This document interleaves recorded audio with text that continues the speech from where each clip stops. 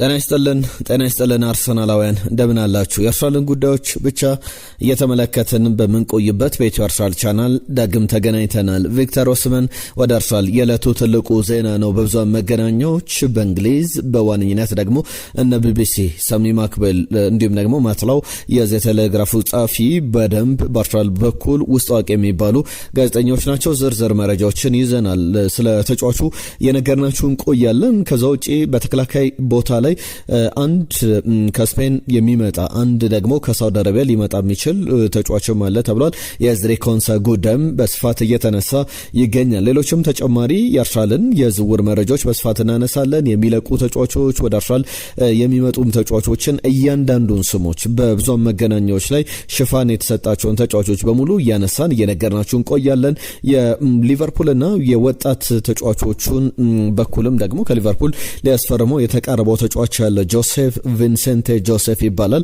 ይህንን ተጫዋችም የተመለከተ ዝርዝር መረጃ የነገርናችሁ እንቆያለን። ለሁሉም በቻላችሁት በያላችሁበት አብራችሁን ቆዩ። በኢትዮ አርሰናል ቻናል ላይ ትገኛላችሁ። ቻናላችንን ሰብስክራይብ አድርጉ፣ መልእክቶቻችሁን ላኩልን። ትናንትና የቅድመ ውድድር ዘመን ዝግጅት ጨዋታዎች ላይ ለእናንተ ምርጡ ተጫዋች ማን ነው ብለን ጠይቀን ነበር። ከዛ በተጨማሪም በቅድመ ውድድር ዘመን ዝግጅት ላይ አርሰናል በበቂ ሁኔታ እንደ ዝግጅት ጨዋታ ተዘጋጅቷል ለአዲሱ የውድድር ዘመን ከኮሚኒቲ ሺልድ ጨዋታ ጀምሮ እንመለከተዋለን። ያንን በተመለከተ የምናነሳቸው ነጥቦች አሉ። የዘንድሮ የኮሚኒቲ ሺልድ ጨዋታ የሚደረገው ዌምብሌ ወይም ደግሞ ለንደን ላይ አይደለም። ከዛ ይልቅ በካርዲፍ ሚሌኒየም ስቴዲየም ጨዋታው ይደረጋል። ምክንያቱ ደግሞ በጣም የሚያስገርም ነው። የካርዲፍ ሚሌኒየም ስቴዲየም ይህንን ጨዋታ እንዲያስተናግድ እድል የተሰጠው በለንደን የሚገኘው የዌምብሌ ስቴዲየም ትልቅ ኮንሰርት ላይ ነበርና አሁንም በዘ ዊኬንድ አቤል ተስፋዬ ትውልድ ኢትዮጵያዊው ዘ ዊኬንድ በዛ በዌምብሌ ላይ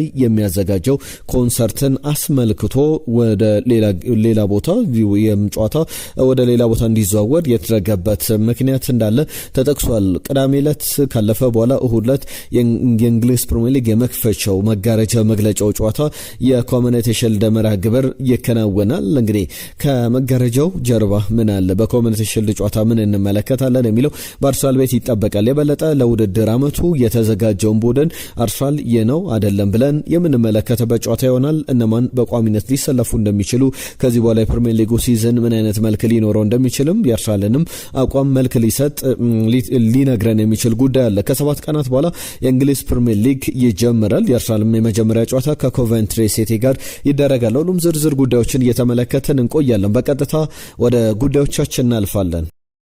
ይህንን ቪዲዮ ላይክ አድርጋችሁ ጀምሩ። ሀሳብ አስተያየቶቻችሁን ጻፉልን። ዘ ቴሌግራፍ እንዲሁም ደግሞ የቢቢሲ ስፖርት ላይ የተመለከትነውን ጉዳይ በማንሳት እንጀምራለን። የቪክተር ኦስመን ጉዳይ። ቪክተር ኦስመን፣ ቪክተር ዮኬሬሽ በአርሰናል ቤት የሚኖሩ አጥቂዎች ናቸው ወይ? በጋራ መጫወት ይችላሉ ወይ የሚለው በጣም ትልቁ ጥያቄ ነው። ቪክተር ኦስመን ከመጣስ ቪክተር ዮኬሬሽ ይለቃሉ የሚለው አንደኛው የሚያነጋግር ጉዳይ ነው። አርሰናል አንድሪያ ቤርታ፣ ማውሪዚዮ ሚሼልም ከቱርኩ ክለብ ከጋላታሳራይ ሰዎች ጋር እየተነጋገሩ ይገኛሉ። አፕሪል ወር አካባቢ ላይ አርሰናል ሰዎቹ ልኮ ነበር። አንድሪያ ቤርታ፣ ማውሪዚዮ ሚቼልም በቱርክ ሱፐር ሊግ ፌነርባቼና ጋላታሳራይ ያደረጉትን የደርቢ ጨዋታ ሲመለከቱ በስቴዲየም ተመልክተናል። በዚሁ በኢትዮ አርሰናል ቻናል በወቅቱ ያነሳናቸው ጉዳዮች ነበሩ። አንድሪያ ቤርታና ማውሪዚዮ ሚሼል ምን ሊያደርጉ በቱርክ ታዩ፣ ምን ሊያደርጉ ቱርክ ውስጥ በቱርክ ሱፐር ሊግ ላይ ተገኙ የሚለው ጉዳይ ሲያነጋግር እንደነበረ እናስታውሳለን። ቪክተር ኦስመን በአውሮፓ አሁን ዴድሊስት ከሚባሉ ተጫዋቾች መካከል አንዱ ነው። ጨራሽ አይምሪ አጥቂ የሚባል ነው። በጋላታሳራይ ከናፖሊ መልቀቅ በኋላ ጋላታሳራይን ተቀላቅሎ ተመልክተናል። ለምሳሌ በናፖሊ ያለው 2022-23 የውድድር ዘመን በደንብ የታየበት ነው። 33 ዓመት በኋላ ናፖሊ የሴሪያውን ዋንጫ ሲያሸንፍ 33 ዓመት ተጠብቆ ባላከብር ሲሆን ያለሱ የሚሳካ አልነበረም። ወደ 31 የግብ ተሳትፎች ነበሩት። 26ቱ ግቦች አስቆጥሯል። 5 ለግብ የሆኑ ኳሶችን በሴሪያው ላይ ማስቆጠሩ እንዲሁም ማቀበሉን እናውቃለን። በወቅቱ በጣም የሚገርም ጊዜን አሳልፎ ብዙ ክለቦች ከአርሰናል ከማንቸስተር ዩናይትድ ጀምሮ የተጫዋቹ ፈላጊዎች እንደነበሩ እናስታውሳለን። ኦሲመንን በተመለከተ ለምሳሌ ጆዜ ሞሪኒዮ በአንድ ወቅት ምን ብለው ይገልጹታል? በሴሪያ ላይ እያሉ በጣም ፋንታስቲክ ፕሌየር አስደናቂ ተጫዋች ብለው ይገልጹታል። ፕሮፋይሊክ የሚባል ተጫዋች ነው፣ ጨራሽ ነው፣ ግብ አስቆጣሪ ነው፣ ፊዚካሊቲውን በደንብ መጠቀም ይችል። አርሰናል ደግሞ ሴት ፒስ ላይ ሌላ ተጨማሪ መሳሪያ ይዞ እንደሚገባ ማሰብ ይቻላል። ካለው ቁመት ካለው የጭንቅላት አጠቃቀም አንጻር ጥሩ ጭማሮ ጥሩ አድ እንደሆነ በደንብ በአርሰናል በኩል መመልከት ይቻላል። በጋላታሳራይ 74 ጨዋታዎችን አድርጓል። ባለፉት ሁለት የውድድር ዘመኖች 59 ግቦችን ደግሞ ለጋላታሳራይ አስቆጥሯል። ፊዚካሊቲው የሚያስገርም ነው። ኤሪያል ፓወሩ በጣም አየር ላይ ሲነሳ ነው ያለው ፊዚካሊቲን ሲጠቀምበት የሚያስገርም ነው። ጥሩ ግብ የማስቆጠር ኳሊቲዎች አሉት። ሹት ማድረግ ይችላል። በደንብ ፊዚካሊቲውን መጠቀም ይችላል። ገና ደግሞ 27 ዓመቱ ላይ ይገኛልና በጣም በአርሰናል በኩል ሊመጣ የሚገባው ተጫዋች ነው ተብሎ በብዙዎች ምስክርነት እየተሰጠለት የሚገኝ ተጫዋች ነው። በቅርብ ጨዋታዎች ላይ ያስቆጠራቸው ግቦች ድርድርም በሚደረግበት ወቅት እንደመነሻ ሊቀመጥ ይችላል። በ74 ጨዋታዎች ለጋላታሳራይ 59 ግቦችን አስቆጥሯል እያልን እንገኛለን። 27 ዓመቱ ላይ ይገኛል። ለአንድ የሚያጠራጥረው ነገር ካለ በ2025/26 የውድድር ዘመን ላይ 13 ጨዋታዎች በጉዳት ምክንያት የፊትነስ ችግሮች ተነስተው አልፈውታል። 13 ጨዋታዎች በጣም ብዙ የሚባል ላይሆን ይችላል። ነገር ግን ከዛ በተሻለ መንገድ በአርሰናል ቤት ሊጫወት ይችላል። ምክንያቱም አርሰናል ቪክተር ዮኬሬሽን ካልሸጠ ቪክተር ዮኬሬሽን ቢሸጥ እንኳን ከነ ሚኬል ሜሬኖ ከነ ካቨርስ ጋር በአጥቂ ስፍራ ላይ በ9 ቁጥር ቦታ ላይ እያፈራረቀ መጫወት የሚችልበት እድል አለና ለአርሰናልም ለተጫዋቹም በጣም የበለጠ ጥሩ የሚባል እንቅስቃሴ ይኖራቸዋል ተብሎ ይጠበቃል። የድርድር የተጀመረው ለብቻ የዚህን ተጫዋች ዝውውር ብቻ ለማጠናቀቅ አይደለም። ሳሚ ማክዌል ዘቴሌግራፍም ይዞት ወጡት ዘገባ መሰረት አርሰናል ድርድር ውስጥ የገባው ለዚህ ተጫዋች ብቻ አይደለም።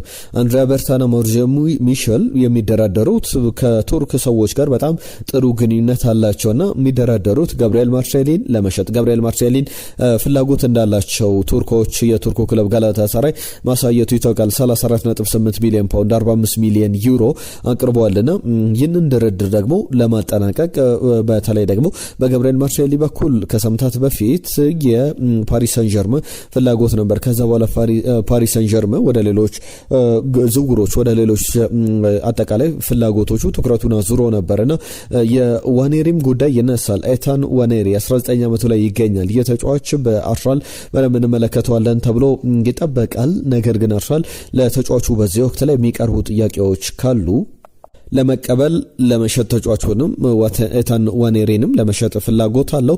ጋላታሳራይ አንዱ እዚህ ዝውውር ላይ ከተጠሩ ስሞች መካከል አንዱ ነው። እናስታውሳለን ኤስ ሚላን፣ ፉላም፣ ሬድቡል ሳልዝበርግ፣ ዶርትሙንድ የተጫዋቹ ፈላጊዎች እንደነበሩ ሌሎችም እንግሊዝ ክለቦች በተጫዋቹ ላይ እይታቸውን የጣሉ ፍላጎታቸውን ያሳዩ ክለቦች ናቸውና አንድሪያ ቤርታ የሁለቱ ተጫዋቾች ዝውውር ማጠናቀቅ የሚችሉ ከሆነ ቢያንስ 40 ሚሊዮን ፓውንድ 70 ሚሊዮን ፓውንድ ከነዚህ ተጫዋቾች ያገኛሉ። አሁን ባለው በጭምጭምታ ደረጃ በግልጽ የተቀመጠ የዝውውር ገበያ የለውም። ቪክተር ኦስመን በገበያው ላይ በጣም ተፈላጊ የሚባል ተጫዋች አይደለም። ተፈላጊ የምንለው በብዙ ክለቦች እይታ ውስጥ ያለ አርሰናል የሚፈልገው ክለብ ነው እንጂ ሌሎች ክለቦች ላይ በጣም በትልቅ ደረጃ እንደ ፈርስት እቅድ ወይም የመጀመሪያ ፕላን ተብሎ የተያዘ ተጫዋች እንዳልሆነ እየተመለከተን እንገኛለንና ከአርሰናል ጋር በተያዘ ስፖርቲንግ ዳይሬክተር ሚና ላይ ያሉት አንድሪያ ቤርታ ይህንን ዝውውር ማጠናቀቅ የሚችሉ ከሆነ የሚጠበቅ ነው። እስካሁን አርሰናል 17 ሚሊዮን ፓውንድ ከሊያንድሮ ትሮሳርድ ዝውውር አጠቃላይ 45 ሚሊዮን ፓውንድ አካባቢ ገቢ አግኝቷል። ሊያንድሮ ትሮሳርድ፣ ጃኮቭ ኪቪዮር፣ ክርስቲያን ኖርጋርድ እንዲሁም ደግሞ ካርል ሃይን ግብ ጠባቂው በብሬመን በወርደር ብሬመን የምንመለከተው አይነት ግብ ጠባቂ ነውና እንደዚህ አይነት ዝውውሮችን አድርጓል። የሬስ ኔልሰንን ዝውውር ለማጠናቀቅ 3 ሚሊዮን ፓውንድ ዌስት ሃም ዩናይትድ አቅርቧል። በቋሚነት ዝውውሩን ለማጠናቀቅና የተጫዋቹም ዝውውር ሬስ ኔልሰንም በኩል እየተመለከትናቸው ያሉ ጉዳዮች አሉ። ብራዚላዊ አጥቂ ጋብሪኤል ጀሱስ ወዴት ይሄዳል የሚለውም ወደ በኋላ ላይ መለስ ብዬ አነሳዋለሁ። ፋቪዮ ቬራ በዚህ በዝውውር ላይ ስማቸው ከሚጠቀሱ ስሞች መካከል አንዱ ነው። ለናንተ በማላ አንድ ጥያቄ ላቀርብ። የማርተን ዙቢሜንዲን ጉዳይ በተመለከተ ነው። ቸልሲ ከፈላጊዎቹ ክለቦች መካከል አንዱ ነው። ዛሬ ከሰማናቸው ጉዳዮች መካከል ደግሞ የስፔን ክለቦችም በተጫዋቹ ላይ ፍላጎት እያሳዩ ይገኛሉ የሚሉ ዘገባዎችን ተመልክተናል። ነገር ግን አርሰናል ለቸልሲ ማርተን ዙቢሜንዲን በ77 ሚሊዮን ፓውንድ 80 ሚሊዮን ፓውንድ የሚባል መሸጡ ተገቢ ነው ወይ? እስቲ ሀሳብ አስተያየቶቻችሁ ላኩልን። ምክንያቱም ቸልሲ ማጠናከር ነው። ቸልሲ ከኤንዞ ፈርናንዴዝ ጋር ሊለያይ ይችላል። ኤንዞ ማሬስካ ተጫዋቹን የሚያስፈርመው ከሆነ ደግሞ ወይ የዚህ ቦታ ላይ በቸልሲ በኩል ተፈላጊው ተጫዋች በጣም ትስስር ያለበት ጉዳይ ነው። ሮድሪ ወደ ባርሰሎና የሚሄድ ከሆነ በቸልሲ በኩል ኤንዞ ፈርናንዴዝን ወደ ማንቸስተር ሲቲ ሊለቅ፣ ማንቸስተር ሲቲም ኤንዞ ፈርናንዴዝን ሊያገኝ ይችላል። ደግሞ የኤንዞ ፈርናንዴዝ መልቀቅ ደግሞ ከቸልሲ ለማርቲን ዙሜንዲ መግቢያ በር ሊሆን ይችላል ወደ ስታንፈርድ ብሪጅ እና እናንተ ምን ታስባላችሁ? ካይሴዶና ማርቲን ዙሜንዲን በቸልሲ አማካኝ ስፍራ ላይ መመልከት ቀላል የሚባል ጥምረት አይደለም። ማርቲን ዙሜንዲ በአርሰናል ቤት ብዙ ደጋፊዎች ቀላል ያለ ግምት የሰጡት ይመስላል። ነገር ግን እንደኔ በጣም ቡድኑን ሊጎዳ የሚችል በተለይ ደግሞ ቸልሲን የሚቀላቅል ከሆነ ቸልሲን በደንብ የሚያጠናክር ከአርሰናል ጋር ተፎካካሪ እንኳን ማድረግ የሚችል ተጫዋች ነው። ዴክላን ራይስ እና ብሩኖ ጉማሬዥ እንደምንለው የካይሴዶና የማርቲን ዙሜንዲ ጥምረት በጣም የተሳካለት ሊሆን ይችላል። አንደኛው ካይሴዶ ወደፊት ሄዶ እንዲጫወት እድልን ይሰጣል። ተጫዋቹ ወደኋላ ያንን 6 ቁጥር ቦታ ላይ የሚጫወት ከሆነ አሰልጣኝ ቻቪ አሎንሶም ሊወደው የሚችል አይነት ተጫዋች ነው። በሪያል ማድሪድ ለማስፈረም ሲሞክር እንደነበረ ይታወቃል። የናንተን ሀሳቦች ግን በዚህ ጉዳይ ላይ በደንብ እንድታካፍሉን እንፈልጋለን። በቀጣይነት የምናነሳቸው ሌሎች ተጨማሪ ጉዳዮች አሉ። የአርሰናልን ሀሳቦች በስፋት እየተመለከተን እንገኛለን። የቪክተር ኦስመን ጉዳይ ላይም ሀሳብ አስተያየቶቻችሁ ላኩልን። ቪዲዮቻችንን ላይክ አድርጋችሁ እንደጀመራችሁ ተስፋ እናደርጋለን። ወጣት ተጫዋቾችን በተመለከተ የሰማናቸው ዝውውሮች አሉ። ከዛ በኋላ የመጨረሻ የምንላቸውን የዝውውር ዜናዎች እናነሳለን። በተለይ ደግሞ ከኤዝሪ ኮንሳ ከተከላካይ ስፍራ ተጫዋቾች ጋር ከስፔን ከሳውዲ ፕሮ ሊግም ሊመጡ ይችላሉ ተብሎ ስማቸው እየተጠቀሰ ያሉ ተጫዋቾች አሉና እነዚህን ጉዳዮች መለስባቸዋለሁ። በቅድሚያ ግን የአርሰናልን ወጣት ተጫዋች ዝውውሮች ላንሳ። ቪንሴንቴ ዮሴፍ የተጫዋች በሊቨርፑል የአጥቂ ስፍራ ላይ የተመለከት ነው። በእንግሊዝ ከ16 ዓመት በታች ቡድን ውስጥ የተመለከት ነው። 16 ዓመቱ ላይ የሚገኝ ተጫዋች ነውና ኮንትራቱ ኤክስፐርት ሲያደርግ ወደ ፈለገበት ክለብ መሄድ ይችላል። ነገር ግን አርሰናልና ሊቨርፑል በኮምፐንሴሽን ክፍያ ላይ ድርድር ሲያደርጉ ነበረ። ስምነት ላይ አልደረሱም ተብሏልና ድርድር የሚያደርጉበት ምክንያት 24 ዓመት ያልሞላው ተጫዋች ውሉ የሚጠናቀቅ ከሆነ የትኛውም ውል ቢኖረው ውሉ የሚጠናቀቅ ከሆነ ካሳደገው ክለብ በነፃ መልቀቅ አይችልም። ላሳደገው ክለብ የሆነ አይነት በተጫዋቹ ብቃት እንደውም ወደፊትም ሊኖረው ይችላል ተብሎ በሚታሰበው ስኬት ልክ የሚከፈሉ ክፍያዎች አሉ። ይህ ክፍያ በፊፋ ደረጃ የሚቀመጥ ነው። የኮምፐንሴሽን ክፍያ ወይም የተጫዋቾች የዴቨሎፕመንት ወይም ክለቦች ያሳደጉባቸውን ኮምፐንሴሽን የካሳ ክፍያ የሚያገኙበት ነው። የ4 ዓመት እስኪሞላቸው ድረስ የድርድር ይደረጋል። አሁን ትሪቡናል ኮሚቴ ተቋቁሟል። በቀጣይ በዚህ በሁለቱ ክለቦች መካከል ስምነት ላይ አለመደረሱን ተከትሎ በትሪቡናል ኮሚቴው በኩል የሚወሰኑ ውሳኔዎች በቀጣይ ይጠበቃል። በቅርብ ጊዜያት ላይ አርሰናል ወጣት ተጫዋቾችን በስፋት ሲያስፈርም ነበረ። የነ ኩዌንቴሮ ወንድማማቾችን ከኤኳዶር ማስፈረሙ ይታወቃል። ገና የውድድር ዓመቱ አጋማሽ ላይ ተመለከትነው ነበረ። ቪንሴንቴ ዮሴፍ 16 ዓመቱ ላይ ይገኛል። ለእንግሊዝ ከ16 ዓመት በታች ቡድኑ 9 ጨዋታዎችን አድርጎ 8 ግቦችን ያስቆጠረ ተጫዋች ነው። ማይሎ በርናንድርም የ16 ዓመት ተጫዋች ነው ክሪስታል ፓላስ። የተጫዋች ኤክስፐርድ የሚያደርገው ውሉ ተከትሎ የስኩል ቦይ ሬጂስትሬሽን ውሉ ኤክስፐርድ አድርጓል። ማይሉ በርናንድ ከክሪስታል ፓላስ አርሰናልን የተቀላቀለ ተጫዋች ነው። አክዜል ዶንካዜው ሌላኛው ተጫዋች ነው ከካርዲፍ ሲቲ። በካርዲፍ ታሪክ በእድሜ ትንሹም ተጫዋች እንደሆነ ይታወቃል። 15 ዓመት ከ234 ቀናት የሚጠቀስ አይነት ተጫዋች ነው። ኤልጂ አብሰን የቀድሞ አርሰናል ተጫዋች የማቲው አብሰን ልጅ ከቶትናም ወደ አርሰናል የተዘዋወረ ተጫዋች እንደሆነ ይታወቃል። እነዚህ ሁሉ ወጣት ተጫዋቾች ናቸው። በቀጣይም በወጣት ተጫዋቾች ላይ የሚኬል አርቴታ ቡድንን እምነት ጥሎ እንመለከተዋለን ብለን እንጠብቃለን። ወደ ሌሎች ዝውውሮች ከማለፋችን በፊት ደግሞ የእናንተን ሀሳቦች እናንሳ። ትናንትና የአርሰናል የቅድመ ውድድር ዘመን ዝግጅት ሲጠናቀቅ ምን ተመለከታችሁ? ምን አስተዋላችሁ? ቡድኑ ለውድድር ዓመቱ ዝግጁ ነው ወይ የሚለውን ጥያቄዎችን ስናቀርብ እንደነበረ ይታወሳል። ትናንት ባቀረብነው ጥያቄ መሰረት የእናንተ ምላሾች መጥተውልናል። ወንድሙ እንዴ? ባየናቸው 3 የቅድመ ውድድር ጨዋታዎች ጥሩ አልነበርንም። እንደ ደጋፊ በጠበቅኩት ልክ ክለቡን አላገኘሁትም። ምናልባት የትናንትና ምሽት ጨዋታ ከሌሎች 2 ጨዋታዎች የተሻለ ነበር ብሏል። አርሰናል ከኮሞ ያደረገውን ጨዋታ ማለት ነው።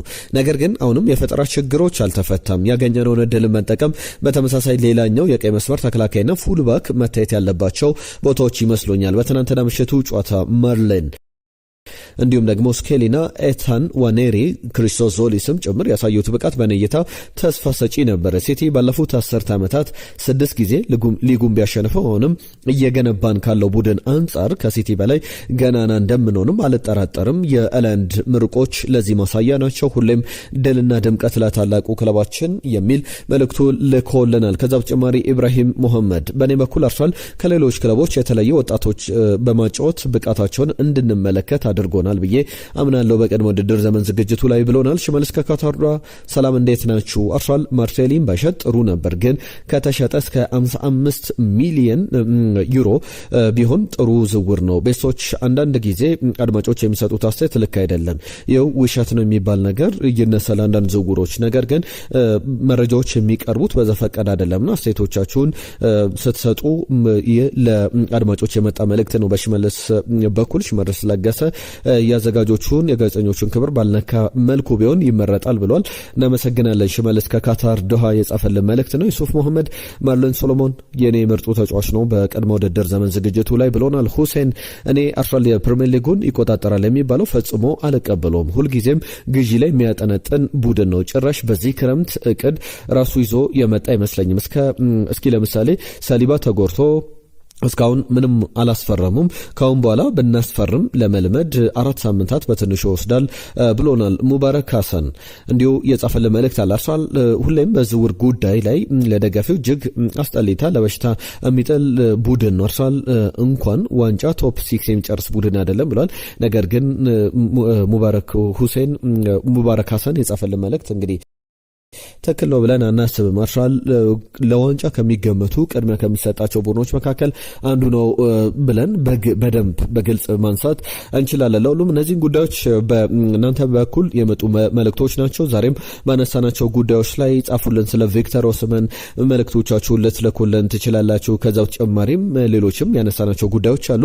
ማርቲን ዙሜንዲ ወደ ቼልሲ ቢሄድ ከካይሴዶ ጋር ቢጣመርና ቼልሲ ቢጠናከር ለአርሰናል ጥሩ ነው ወይ ብላችሁ ታስባላችሁ?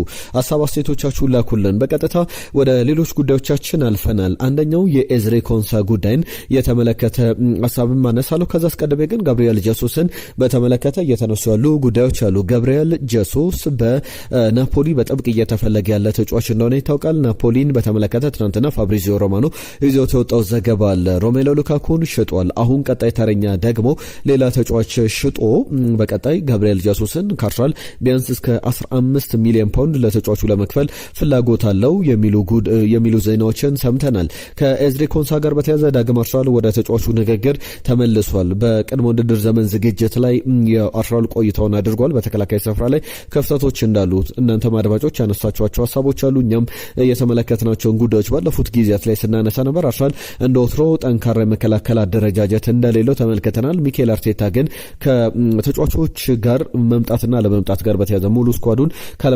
ካለማግኘት ጋር በተያዘ አያይዞታል። በቀጣይ ግን በደንብ የምንመለከተው አይነት ጉዳይ ይሆናል ብዬ አስባለሁ። ለሁሉም እነዚህ በዋነኝነት ኤዝሬ ኮንሳን በተመለከተ የሚነሱ ሀሳቦች ናቸው። 2 ተጫዋቾች ግን ይነሳሉ፣ ወደ አርሰናል ሊመጡ ይችላሉ ተብለው ስማቸው በስፋት እየተነገረ ያለ ተጫዋቾች ናቸው። አንደኛው አሜሪክ ላፖርት ነው። ይህ ተጫዋች አሜሪክ ላፖርት ባልናስር ንብረትነት ያለ ተጫዋች ነው። ይህ ያልናስሩ የሳውዲው ፕሮ ሊግ ተከላካይ ካላስር መውጣት እንደሚፈልግ ባለፈው ክረምት ተናግሮ በተለያዩ ክለቦች በተለይ በባርሰሎና ሲፈልግ እንደነበረ እናስታውሳለን። ከአሜሪክ ላፖርት ጋር በተያያዘ የሰማናቸው ጉዳዮች አሉ። አርሰናል በተጫዋቹ ላይ ፍላጎት አሳይቷል። ድርድሮች፣ ሌሎች እንቅስቃሴዎች ግን ገና ናቸው። አርሊ ስቴጅ ላይ ያለ ዝውውር ነው ተብሏል። በተለይ የፕሪሚየር ሊግ ኤክስፒሪየንስ ያለው ፕሪሚየር ሊጉን የሚያውቅ በሃይ ሌቨል ላይ መጫወት የቻለ ከዛ በተጨማሪ ልምዱን ለአርሰናል ወጣት ተጫዋቾች በደንብ ማካፈል የሚችል ጥሩ ተጫዋች ነው። ሚኬል አርቴታ የነን ተጫዋች ማስፈረም ይፈልጋል የሚሉ ጉዳዮች ወጥተዋል። ከማርሎን ሶሎሞን ጋር በተያያዘ እና ዩሱፍ መሐመድም ቅድም በጻፉልን መልእክት የቅድመ ውድድር ዘመን ዝግጅቱ ምርጡ ተጫዋች ማርሎን ሶሎሞን ነው የሚሉ ሀሳቦችን ስንሰማ ነበረ። ነገር ግን አሁንም በአርሰናል በኩል እየተሰሙ ያሉ ጉዳዮች አሉ። በውሰቱል ተጫዋቹን የመልቀቅ ፍላጎት የለውም። ኦገስት 29 ላይ ተጫዋቹን በውሰቱል መልቀቅ ይችላል። እስከዛ ግን አይችልም። 17 ዓመት የሚሞላው ኦገስት 29 ላይ ነውና 17 ዓመቱን ከያዘ በኋላ በውሰቱል ወደ ተለያዩ ክለቦች ሊዘዋወር ይችላል። መርለን ሰለሞንን በተመለከተና በአርሰናል በኩል ተጫዋቹን በሴንተር ባክ ቦታ ላይ እድል ይሰጧል በሚለው ጉዳይ ላይ ትናንትና በሰራነው ቪዲዮ ላይ ያነሳናቸው ሀሳቦች ነበሩ። አሰልጣኝ ሚካኤል አርቴታ መርለን ሰለሞን በአርሰናል ቢቆይ አዳዲስ ተጫዋች ደግሞ በተለይ ስፍራ ላይ አርሰናል ተጫዋች የሚያስፈርም ከሆነ እድሎችን ላያገኝ ይችላል። ከዛ ውጪ ግን በሌሎች አማራጮች በሙሉ ተጫዋቹን ለማገዝ እንሞክራለን። እድሎችን ግን ጭራሽ አያገኝም ማለት ሳይሆን የሚያገኛቸው እድሎች የተገደበ ይሆናል የሚሉ ሀሳቦች ይነሳሉ። የተጫዋች አስቡት በአርሰን ቬንገር ዘመን ላይ የአርሰናል ተከላካይ ሆኖ ብቅ ቢል ኖሮ አርሰናል ጭራሽ ተከላካይ ያስፈርምም ነበር። አሁን ግን አርሰናል እና ኤዝሪ ኮንሳን ሌሎችንም ተጫዋቾች ለማስፈረም ጥረት እያደረገ እንዳለ እየተመለከተን እንገኛለን። ኤመሪክ ላፖርትም ሌላኛው ስም ነው። የመጨረሻው የተከላካይ የዝውውር ዜና ላይ የሰማነው ጉዳይ የማርክ ፑብሌ ጉዳይ ነው። ይህ የአትሌቲኮ ማድሪድ ተጫዋች እንደ ስፖርት ዘገባ ከሆነ በአርሰናል እይታ ውስጥ ገብቷል። ዊሊያም ሳሊባ ከሜዳ በሚርቅበት ጊዜም ሲመለስም በሮቴሽን ተጫዋቹን ለማጫወት በሚኬል አርቴታ በኩል ተጫዋቾችን ይፈልጋል። በ60 ሚሊዮን ፓውንድ የተገመተው የኤዝሪ ኮንሳ ዝውውርም ሲጠቀስ እንደነበረ ይታወቃል። ባለፉት 24 ሰዓታት ውስጥ ደግሞ ማርክ ፑብሌን በተመለከተ ወደ ኤምሬትስ ስቴዲየም ሊመጣ የሚችልበት እድል አለ የሚሉ ዘገባዎችን በስፋት እየተመለከተን እንገኛለን። ከአትሌቲኮ ማድሪድ ጋር ጥሩ ቆይታ አድርጓል። በተለይ ደግሞ ባለፈው ክረምት ነበረ ከአልሜሪያ አትሌቲኮ ማድሪድን የተቀላቀለው። ከአልሜሪያ በተዘዋወረበት ወቅት ላይ የቀይ መስመር ተከላካይ ነበር። ራይት ባክ ሆኖ ነበር ሲጫወት የነበረው። በላሊጋው 2 ላይ የነበረው ጊዜ ተጠናቆ ወደ ላሊጋው ወደ አትሌቲኮ ማድሪድ ሲዘዋወር ደግሞ የበለጠ በአውሮፓ ቻምፒየንስ ሊግ ላይ ለምሳሌ አርሰናልና የአትሌቲኮ ማድሪድ ጨዋታ ላይ በግማሽ ፍጻሜው በደርሶ መልስ ጥሩ ሲጫወት ተመልክተናልና የተጫዋች ለመጀመሪያ ጊዜ በቻምፒየንስ ሊግ ላይ የተጫወተው ኦክቶበር ወይም ጥቅምት ወር ላይ እንደነበረ ይታወቃል። ጥሩ አቅም ያለው ተጫዋች ነው። በአርሰናል በኩል ኤመሪክ ላፖርት፣ ኤዝሪ ኮንሳ ወይስ ደግሞ ፑብሊን ማርክ ፑብሊን በተመለከተ የትኛውን ተጫዋች ያስፈርማል የሚለው በቀጣይ ጊዜ በብዙሃን መገናኞች በስፋት ትኩረት ተሰጥቶት ሊነሳ የሚገባ ጉዳይ ነው ብለን እናስባለን። በቀጣይ የጋብሪኤል ጀሱስ የፋቪዮ ቬራም ጉዳይ እንደ ማርቲን ዙሜንዲ አይነት ተጫዋቾች ዝውውራቸውን ሊያደርጉ ይችላሉ የሚለው ጉዳይ በዋነኝነት እየተነሳ ያለ ጉዳይ ነው። ቪክተር ኦስመን የማርቲን ዙሜንዲ ጉዳይ እንዲሁም ደግሞ ጋብሪኤል ማርቲኔሊንም በተመለከተ ኔልሰን ወደ ዌስትሃም በ3 ሚሊዮን ፓውንድ ሊሄድ ይችላል የሚሉ ዘገባዎችን በስፋት ተመለክተናል።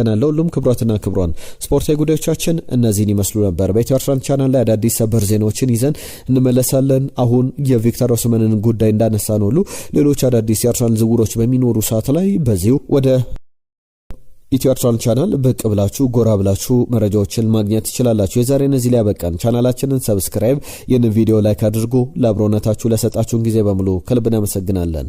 ጤና ይስጥልን። በደግ ዋሉ፣ በደግ ቆዩልን።